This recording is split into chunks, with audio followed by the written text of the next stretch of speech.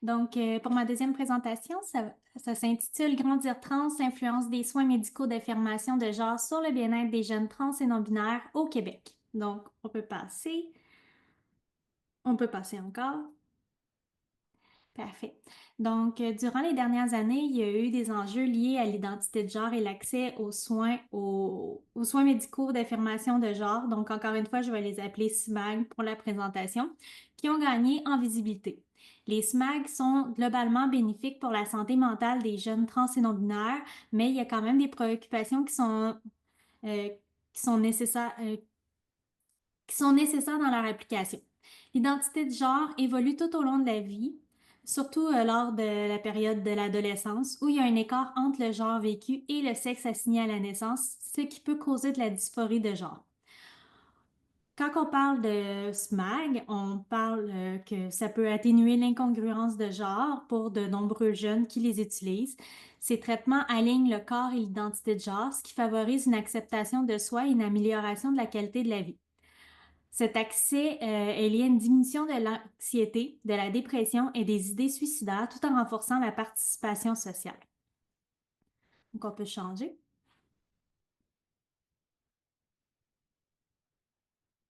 Donc, c'est à se demander quels sont les effets de l'accès aux soins médicaux d'affirmation de genre sur le bien-être des jeunes trans et non-binaires au Québec. Donc, cette présentation se concentrera sur les données du Québec dans les deux premiers temps de l'étude, donc soit en 2022 et 2023, et comment l'accès au SMAG influence le bien-être de 7 jeunes trans et non-binaires québécois-québécoises en exposant leur expérience en matière de dysphorie de genre, santé mentale, dans les activités quotidiennes et les relations sociales. Donc, on peut changer. Donc, comme que j'ai mentionné, les traitements corrigent ou arrêtent les effets de la puberté et induisent les changements physiques, ce qui va permettre de mieux correspondre au genre. Donc, les traitements hormonaux favorisent une meilleure acceptation de soi et ça améliore la satisfaction corporelle et la qualité de vie.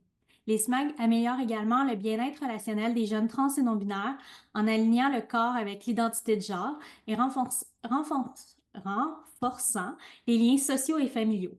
Cela permet de réduire la dysphorie de genre, le stress minoritaire et facilite les interactions sociales. L'accès au SMAG améliore la participation aux activités quotidiennes telles que la participation scolaire, la participation sociale et familiale, en réduisant les préoccupations liées au genre. Cependant, les jeunes restent quand même vulnérables aux discriminations, ce qui peut affecter leur bien-être. Donc, on peut changer. Donc, je vais répéter la méthodologie. Donc, pour les personnes qui étaient là ce matin, désolée, je me répète, mais c'est les données du même projet. Donc, Grandir trans, c'est la première étude longitudinale prospective internationale examinant les jeunes trans et non-binaires en matière d'affirmation de genre et de bien-être général. Le projet a été mené simultanément sur 6 sites, donc l'Australie, le Canada, les États-Unis, l'Inde, le Royaume-Uni et la Suisse. Donc, on peut changer. Le recrutement s'est fait à partir de 4 critères d'inclusion, donc approcher ou commencer la puberté, ressentir une incongruence de genre dysphorie, exprimer un désir d'accéder à des SMAG et fournir un consentement éclairé pour une participation à l'étude. Le recrutement s'est fait par l'intermédiaire de Gender Creative Kids et les réseaux sociaux. Il y a une participante non-binaire qui désirait pas avoir de soins qui a été incluse au projet. Donc, les 2 premières années de collecte ont eu lieu en 2022 et 2023. L'analyse a débuté par une analyse thématique transversale suivie d'une analyse longitudinale pour les années suivantes afin de comprendre les trajectoires d'affirmation de genre, l'évolution des expériences et les changements sociaux et contextuels. En effet, l'approche longitudinale de Saldana a permis d'observer ce qui change, persiste ou s'accumule. Il y a également une matrice qui a été utilisée qui regroupe 25 thèmes clés afin de suivre ces évolutions. On peut changer. Donc, l'étude est centrée sur les SMAG et adopte une approche holistique du bien-être prenant en compte des dimensions psychologiques, physiques et sociales. Elle explore comment les jeunes perçoivent ces changements dans leur parcours au-delà des effets médicaux directs. La cohorte comprend 7 jeunes trans et non-binaires âgés de 11 à 16 ans en 2022 et 12 à 17 ans en 2023. Parmi ces jeunes, il y a 5 garçons trans, une fille trans et une personne non-binaire. En 2023, une jeune a fait le choix de ne pas avoir recours au SMAG, 4 ont eu accès au bloqueur et 2 à l'hormonothérapie. On peut changer. On a une petite gorgée. Donc, quant à la diminution de la dysphorie, de nombreux jeunes ont ressenti de la détresse en début de puberté en raison des changements physiques et des changements physiques en conflit avec leur identité de genre. Les SMAG ont montré apporter un soulagement, une amélioration du bien-être et réduire les symptômes d'anxiété. Donc, pour la première thématique, les bloqueurs réduisent le stress lié à l'anticipation de la dysphorie. Donc, dans la première citation, Sloan explique qu'il n'y a plus de dysphorie liée en lien avec son utérus grâce au Lupron. Donc, il rapporte également que depuis les bloqueurs, les gens ont tendance à le genrer correctement, ce qui entraîne des moments d'euphorie lorsqu'une femme lui dit « Merci mon garçon » ou son père qui l'a traité, et là je mets des guillemets, comme un garçon normal. Il y a également l'autre thématique qui est les hormones réduisent la dysphorie et favorisent le bien-être, ainsi qu'une euphorie de genre. Donc, pour Sam, il exprime un profond inconfort lié à la dysphorie, notamment quand il y a des moments de conscience avec son corps. Donc, en 2022, il va dire, c'est vraiment mon corps, tout ce qui est en dessous de la poitrine. Quand je vais aux toilettes, qui me rappelle que j'ai ces parties-là, c'est très confus. La situation s'aggrave lors des premières menstruations qu'il décrit comme l'expérience la plus horrible de sa vie. Cependant, avec l'hormonothérapie, son état s'améliore. Donc, il va dire en 2023, ça a vraiment changé mon ressenti. Je me sens beaucoup mieux. Ça m'aide beaucoup avec la dysphorie et tout. Je n'ai pas eu d'épisode de dysphorie depuis que j'ai commencé les hormones. Ainsi, les SMAG jouent un rôle clé dans la gestion de la dysphorie, favorisant la congruence entre le corps et l'identité, tout en apportant un soulagement et de la validation. Donc, on peut changer. Pour l'amélioration de la santé mentale, alors que certaines jeunes vivent des changements marqués en début de leur transition, pour Cameron, lui, il va mentionner que les bloqueurs ont permis de réduire l'anxiété. Et pour Sam, l'hormonothérapie a eu un impact positif sur le bien-être et cela a été bénéfique sur le plan physique et mental. Donc, on peut changer. Pour l'amélioration des relations sociales, donc amélioration de l'acceptation sociale, Sam y revient sur son intégration scolaire et l'évolution des relations sociales. Mentionne, je pense que les gens dans ma classe étaient plus confortables avec moi cette année.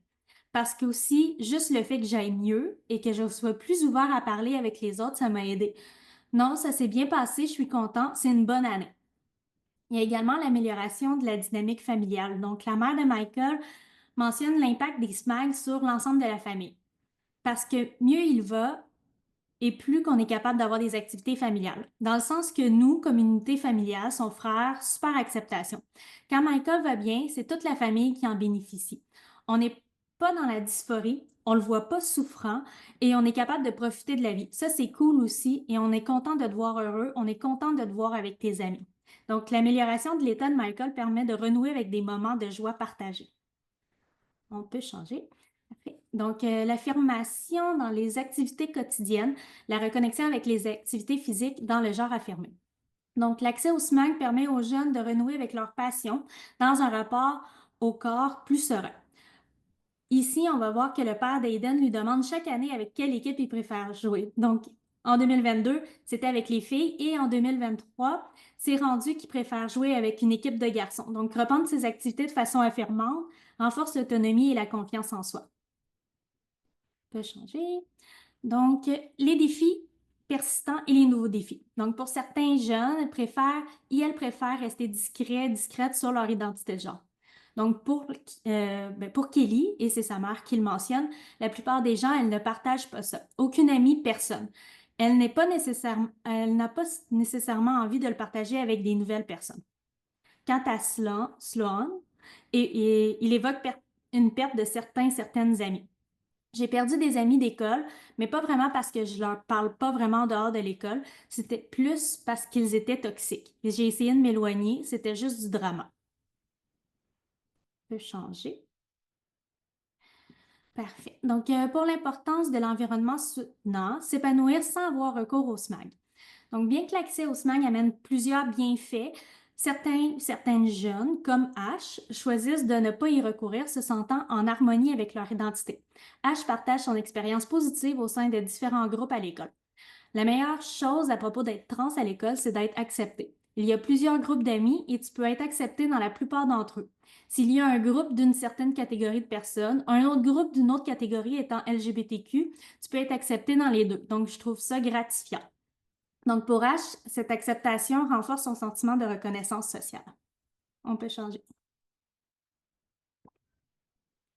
Donc, l'accès aux SMAG tels que les bloqueurs et l'hormonothérapie est crucial pour le bien-être des jeunes trans et non-binaires et reconnu comme sûr et bénéfique permettant d'aligner le corps et l'identité de genre ainsi qu'améliorer la qualité de la vie.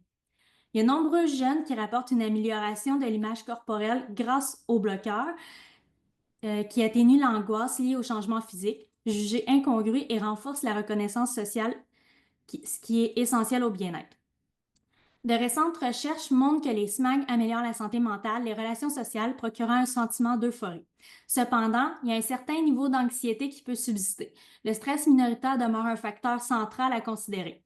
Les SMAG atténuent la dysphorie corporelle, mais ne suffisent pas à effacer la pression sociale liée à la cisnormativité. Il est également important de noter que certaines jeunes peuvent s'épanouir sans avoir eu recours aux SMAG si tel est leur choix, tel que H. Donc, finalement, bien que les SMAG apportent des bénéfices significatifs, ils doivent être contextualisés dans une approche globale et systémique, tenant compte du soutien social et institutionnel, ce qui est indispensable à l'épanouissement des jeunes trans et non-binaires. Merci.